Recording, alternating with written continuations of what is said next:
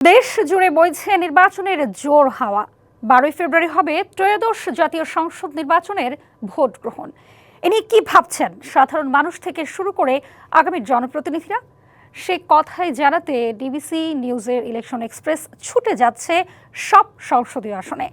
আজ বুধবার সারাদিন ছিল সংসদীয় আসন 267 ও 269, নোয়াখালী 2A এবং ফেনী 3-এ। এই মুহূর্তে আছে নোয়াখালী জেলায়।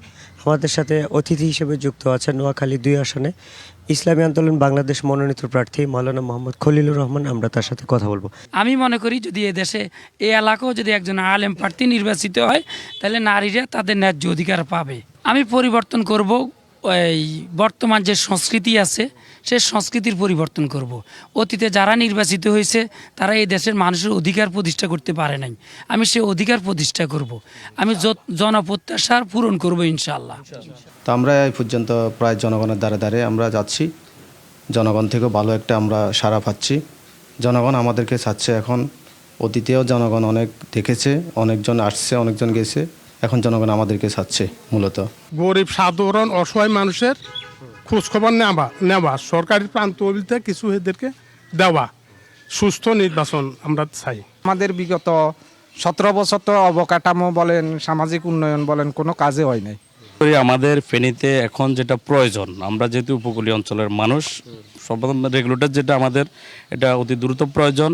আমি মনে করি যে এই ধানের শীট ছাড়া, অর্থাৎ আমাদের বাংলাদেশ জাতীয়তাবাদী দল বিএনপি ছাড়া এই মুহূর্তে অন্য কোনো বিকল্প দল বা শক্তি নাই যারা বাংলাদেশ সমাজকে একতাবদ্ধ করে বাংলাদেশের বর্তমান যে পুঞ্জীভূত সমস্যা, এই সমস্যাগুলা উত্তরণ করে বাংলাদেশকে সমৃদ্ধির পথে এগিয়ে নিয়ে যাওয়ার মতো অন্য কোনো বিকল্প শক্তি নাই। ইতিমধ্যে আমরা আমাদের ইশতেহার নিয়ে কাজ করছি। আমাদের এখানে সামাজিক যেসব সমস্যা আছে, বিচার থেকে শুরু করে অব্যবস্থাপনা থেকে শুরু করে দুর্নীতি, দুঃশাসন, এগুলো আমাদের সারা দেশের মতো আমাদের এখানেও আছে। সুতরাং আমি মনে করি যে এখানে সরকারি সেবা প্রাপ্তিতে জনগণের হয়রানি থেকে শুরু করে শিক্ষার মানের খুব খারাপ অবস্থা, স্বাস্থ্যসেবার মানের খুব খারাপ অবস্থা। আমি 5 বার পর এলাকা থেকে এমপি নির্বাচিত হয়েছি।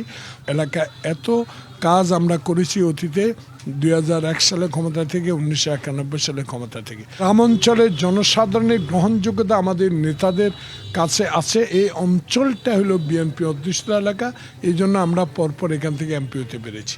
CSRM ডিবিসি ইলেকশন এক্সপ্রেস আজ সারাদিন ছিলাম এই জেলায়। আগামীকাল নতুন কোনো প্রার্থী নিয়ে আবারও আপনাদের সামনে হাজির হব। ততক্ষণ আমাদের সাথে থাকুন, ভালো থাকুন।